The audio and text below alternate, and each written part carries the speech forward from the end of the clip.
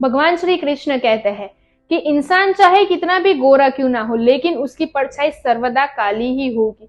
उसी तरह मैं श्रेष्ठ हूं, ये मेरा आत्मविश्वास है, लेकिन मैं ही सर्वश्रेष्ठ हूं, ये मेरा अहंकार है। और हम सब अपनी लाइफ में कभी ना कभी ये लाइन यूज करते ही है कि देखा, वो उसका जो फायदा हुआ वो मेरी वजह से हुआ, अगर मैं ना होता तो उसका ये काम ना होता। हम सब ये लाइन यूज करते ही करते हैं, लेकिन ये कितना सच है, आइए जानते हैं सुंदरकांड का एक किस्सा लेके। सुंदरकांड के अंदर एक बहुत ही अच्छा किस्सा है, जिसके अंदर हनुमान जी अशोक वाटिका में छुपे हुए थे। और वो जो छुपे हुए थे, तो वहां पे रावण अपने तलवार लेके सीता जी को मारने के लिए आगे बढ़ता है। तभी हनुमान जी को ये सोच आती है कि क्यों ना मैं आगे बढ़ के ये तलवार लेके रावण को ही मार डालूं। लेकिन हनुमान जी आगे बढ़े उससे पहले ही मंदोदरी आके रावण से वो तलवार छीन लेती है और उनको समझाती है।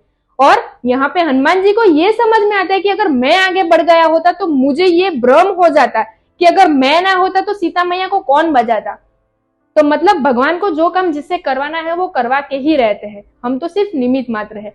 उसी के साथ में अशोक वाटिका में और एक किस्सा बना था कि हनुमान जी जब छुपे हुए थे तो वो त्रिजटा की बातें सुन रहे थे। जो त्रिजटा सीता मैया को बोल रही थी कि मुझे कल एक स्वप्न आया था और स्वप्न में एक बंदर आया था, वो बंदर पूरी लंका को आग लगाने वाला है। तभी हनुमान जी दिमाग में सोच रहे थे कि भाई मुझे तो प्रभु ने दूत बना के भेजा है और प्रभु श्री राम ने तो मुझे ऐसा कोई आदेश दिया ही नहीं है कि मुझे लंका को आग लगानी है, उसको जलाना है, तो मैं ऐसा काम क्यों करूंगा। फिर वो मनोमंथन में लग जाते हैं।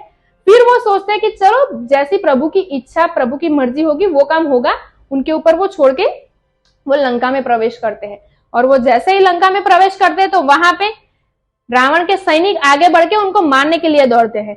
वहां पे विभीषण उनको समझाता है कि भाई जो दूत है वो अतिथि के समान है, उसको हम मार नहीं सकते। वो रावण को भी समझाते हैं। तो रावण बोलता है कि चलिए ये दूत है तो हम इसको मारेंगे नहीं, लेकिन इसकी पूंछ में आग लगाई जाए। तो उसके लिए जो सामान लगता है, कपड़ा, घी, जो जलाने के लिए जो सामान चाहिए, वो सारा सामान का बंदोबस्त रावण करवाता है। तो यहाँ पे अशोक वाटिका में जो त्रिजटा की बातें हुई थी वो हनुमान जी के दिमाग में आ जाती है कि भाई भगवान को जो काम जिससे करवाना है वो करवा के ही रहते हैं। अभी लंका जलाने का तो मुझे आदेश दिया गया नहीं था, लेकिन वो जो काम था उसका निमित्त बना खुद रावण। मतलब हनुमान जी को ये समझ में आ गया कि जिसका जो काम जिससे जो करवाना है वो प्रभु करवाते ही है, हम तो उनके सेवक निमित्त मात्र ही बन के रह जाते हैं।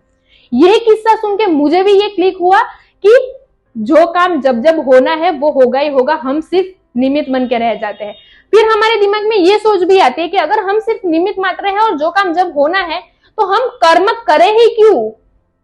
लेकिन भगवान भी उसी की सहाय करता है जो खुद की सहाय करना जानता है, बिना फल की चिंता किए अपने कर्म पे भरोसा रखता है। उसी तरह ये जो आप कर्म करते हो उसमें आप देखने जाओ तो जो भिखारी होता है उसको भी खाना मिलता है और जो काम करके मजदूरी करता है उसको भी खाना मिलता है, लेकिन दोनों में बहुत अंतर है, हाँ या ना। उसी तरह हम जो घमंड करते हैं कि ये काम हुआ वो मेरी वजह से हुआ, अगर मैं ना होता तो वो काम नहीं होता, तो सोचना जरूर कि ये बात में कितना सत्य है कि हमारी वजह से ही वो काम हुआ ही या हम सिर्फ निमित्त मात्र है। सोचना जरूर और कमेंट में जरूर बताना। Thank you.